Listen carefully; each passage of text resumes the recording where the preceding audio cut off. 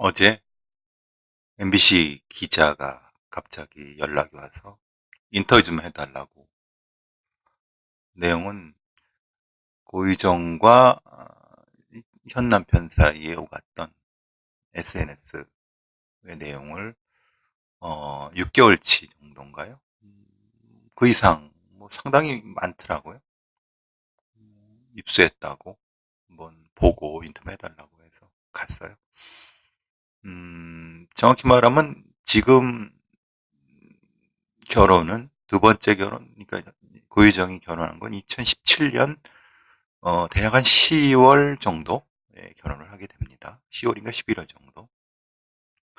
그러니까 한 1년 6개월 정도 결혼 생활을 하고 어 이제 1년 6개월 정도 지난 거죠. 아직 2년이 안 된 거고.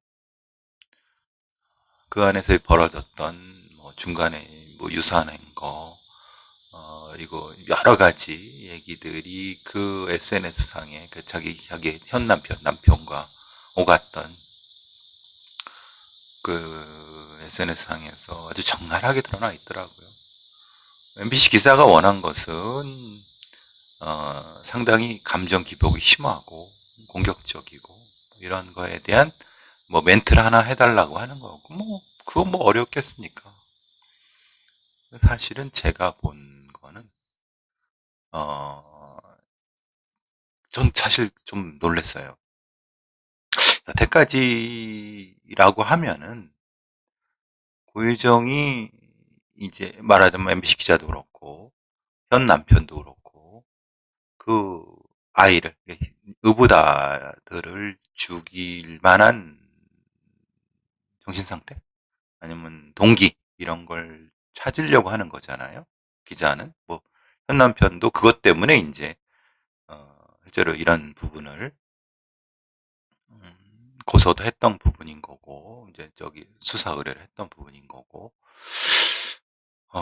근데 제가 보는 입장에서는 충분히 그 감정의 기복이 심하고 그 기복이 심한 것은 뭐 아시다시피 전 남편과의 결혼 생활이 순탄치 않았던 부분들 그리고 전 남편의 폭력적이었던 부분들 여러 가지로 봤을 때 그것도 그대로 나타나더라고요. 현 남편과 SNS상에서 어떨 때는 상당히 아주 공격적으로 같이 죽자. 내가 이대로 끝날 것 같으냐? 다 죽이고 죽을 거야. 막 그러니까 이제 상대방에 대한 뭐 가족에 대한 다.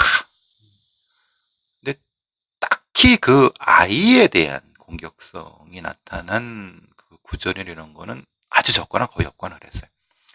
전체적인 내용은 뭐냐면은 자기가 유산했고 그 이전에 어떤 뭐 여러 가지 뭐 다른 뭐 이 사정에 대한 것 그것이 밝혀진 걸 가지고 변명하고 그것을 현 남편한테 이제 뭐 비난하는 거 결국은 결혼에 대한 뭐 후회일 수도 있고 그리고 지금 상황에 대한 자신의 분노에 대한 거 폭발적 분노 이런 것들이 적으로 나타났어요.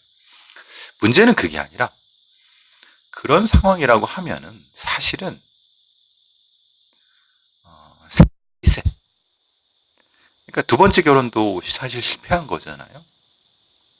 그럼 리셋을 하려고 하는 욕구가 강할 것이고 리셋을 하려고 하면은 지금 있는 저는 처음에는 이게 뭐 여러 사람들이 얘기하는 경찰이 얘기하는 뭐 이런 멋대로라고 하면은 현 남편과의 안정적인 결혼 생활을 때문에 전 남편이 여러 가지 뭐 면접 결석권을 요구하고 그런 부분에 대해서 분노해 갖고 전 남편을 죽였다라고 생각했는데 실제로 지금 이 SNS 상을 보면 지금 이 현 남편도 사실은 자기가 만족하고 이상적으로 생각하는 남편감이 아닌 거예요.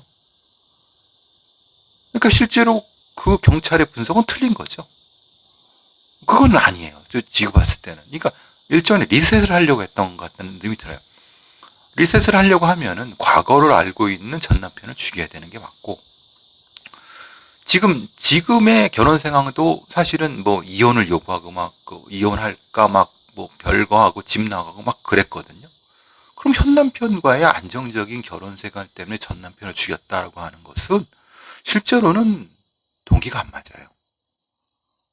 그러니까 사실은 현 남편과의 안정적인 결혼 생활에 방해되는 전 남편을 죽인 게 아니라 리셋을 하고 싶었던 거예요. 그러니까 전 남편이 그만큼 방해됐기 때문에 전 남편을 죽이고 그 다음에 현 남편을 너 죽일 생각 이렇게 하면 설명이 될 것 같아요. 제가 어제 그 SNS 내용을 보고 깜짝 놀란 것은 그 요정이 그 경찰이나 검사가 얘기했던 검찰이나 경찰이 검찰이 얘기했던 바대로의 동기는 아니다. 이거는 지금의 안정적인 이 결혼 생활 이것 때문에 이런 것이 아니라 그냥 안정적인 결혼 생활 자기가 생각하는 어떤 그게 현 남편과의 것은 아닌 것 같아요. 그렇게 되면 지금 이 SNS가 나올 수가 없어요.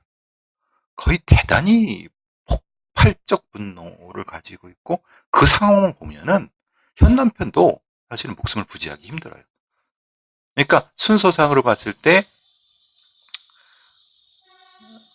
이 감정의 흐름을 분노의 감정의 흐름을 놓고 보면은 지금 경찰이나 이 현 남편이 주장하시는 바대로 아이를 먼저 죽이고 그 다음에 현 남편을 죽이고 자기 아이를 데리고 현 남편과 같이 살아야겠다라고 하는데 그 전제는 현 남편과의 결혼 생활 만족스러운 결혼 생활에 대한 어떤 것이 있어야 되는데 이 상태는 지금 아닌 거예요. 그럼 이게 뭐죠? 그러니까 애초에 경찰과 검찰은 잘못 생각한 것 같아요. 애초에 그러면 지금 이 SNS 관련된 부분을 현 남편한테 요구해 갖고 하면은 지금 그런 동기는 안 나오죠. 기소장에 쓰여진. 상당히 저도 저기 많이 당황을 했어요, 어제. 사실은 속으로는. 뭐지 이게? 그럼 제가 봤을 때는 다 죽여버리겠다라고 하면 싹 다 죽여야 되는 거예요. 현 남편이건 전 남편이건 전 남편의 의붓아들이건 오로지 이제 어떤 망상적인 공상적인 어떤 그 가족은 애는 현 남편도 없는 건데 그래서 사실은 어제 많이 당황했어요. 사실 그건 그렇고 핵심적인 부분은 그렇습니다. 어떤 부분에서 이 이른바 이제 텍스트 분석을 할 때는 그것이 조작됐을 가능성도 충분히 조작이라고 하는 것은 이제 감정의 조작이죠.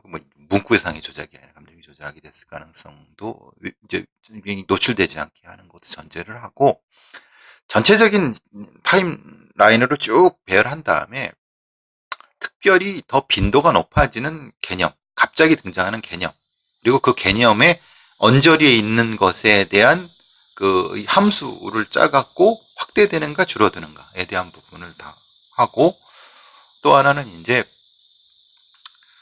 어떤 특정한 그 감정 상태가 갑자기 변하는지, 갑자기 변하지 않는지, 아니면 그것이 유지되는지, 유지하고 있는 어떤 시간 차를 좀 이제 측정을 하는 것이고요. 또 하나는 호칭, 상대방에 대한 호칭, 그것이 욕이 되든 뭐든 대명사가 되든 인칭 대명사든 그 변화, 그 변화의 폭 이런 등등. 제가 지금 말씀드린 거는 전체 10개 중에 한 세네 개밖에 안 되죠. 그런 것들을 분석하면은 이 사람의 감정적 변화, 지금의 범죄적 준비 태세 이런 것들을 알 수 있어요. 사실은 그게 프로파일링의 진술 분석, 그러니까 텍스트 분석 프로파일링이 아주 사실은 고차원적인 거고 많은 그 연습이 필요하면서 슈퍼바이징도 필요해요. 혼자서 할 수 있는 것도 아니고 저는 걱정이에요. 이 대검찰청 진술분석팀, 텍스트 분석팀이 이거를 입수해서 했는지 만약에 이거를 고유정의 변호사 쪽에서 이걸 입수해갖고 역으로 쳐버린다고 하면